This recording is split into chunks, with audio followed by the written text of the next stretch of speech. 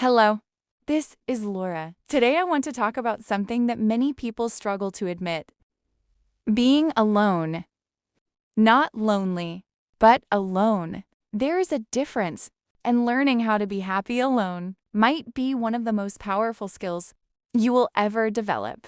Let me start with something honest. Many people are afraid of being alone, not because they dislike themselves, but because silence feels uncomfortable. When there is no distraction, no conversation, no noise, you are left with your own thoughts, and that can feel intense.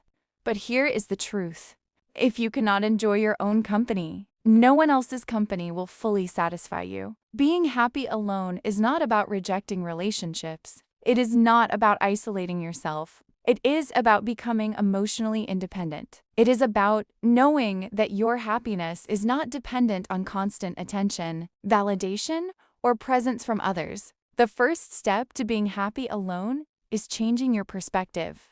Alone does not mean unwanted. Alone does not mean unloved. Alone does not mean incomplete. Alone simply means you are with yourself, and that can be a powerful space for growth. When you're alone, you have clarity. You think more deeply. You understand your emotions better. You reflect on your goals. Solitude creates self-awareness, and self-awareness builds confidence. Let's talk about loneliness for a moment. Loneliness is not always about physical isolation. Some people feel lonely even in crowded rooms. Why?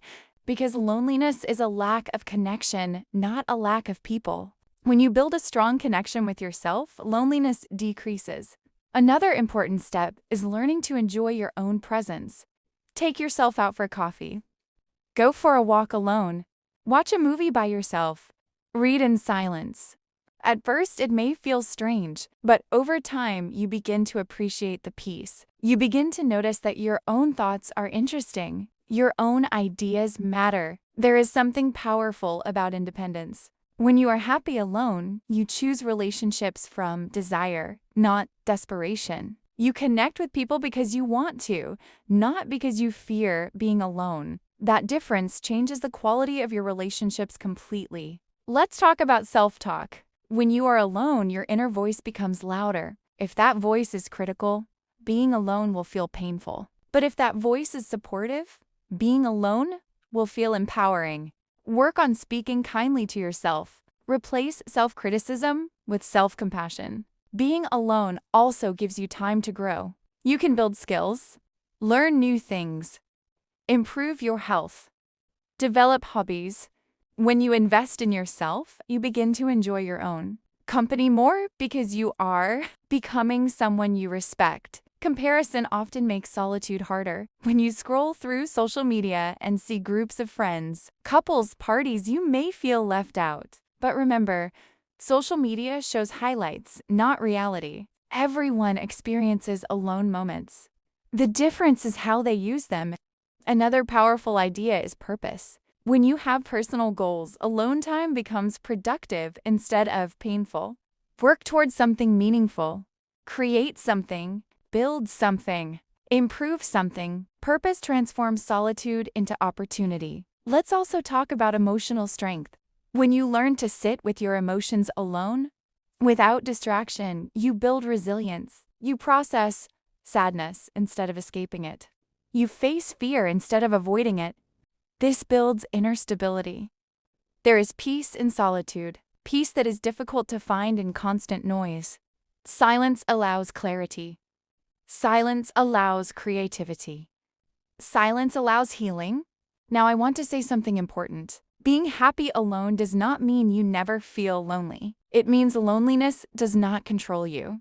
It means you understand that your worth is not defined by who is next to you. When you become comfortable alone, you stop tolerating unhealthy relationships. You stop accepting disrespect just to avoid emptiness. You set higher standards because you know you are already complete. Your relationship with yourself sets the standard for every other relationship in your life. If you respect yourself, others will feel that. If you value your time, others will value it too. Let me speak directly to you if you are in a season of solitude right now. Maybe friends are distant. Maybe you are single. Maybe you move to a new place. Instead of seeing this season as lack, see it as preparation. Preparation for growth. Preparation for clarity. Preparation for stronger connections in the future. Happiness alone is built by small actions. Gratitude for your current life. Self-care routines. Creative expression. Physical movement. Reflection. Personal goals. These habits strengthen your inner world. There is also something deeply empowering about realizing that you are enough. Not when you achieve something, not when someone chooses you, but right now, as you are. Imagine becoming so comfortable alone that silence feels peaceful, not threatening. Imagine choosing relationships because they add joy, not because they fill a void. That is emotional freedom.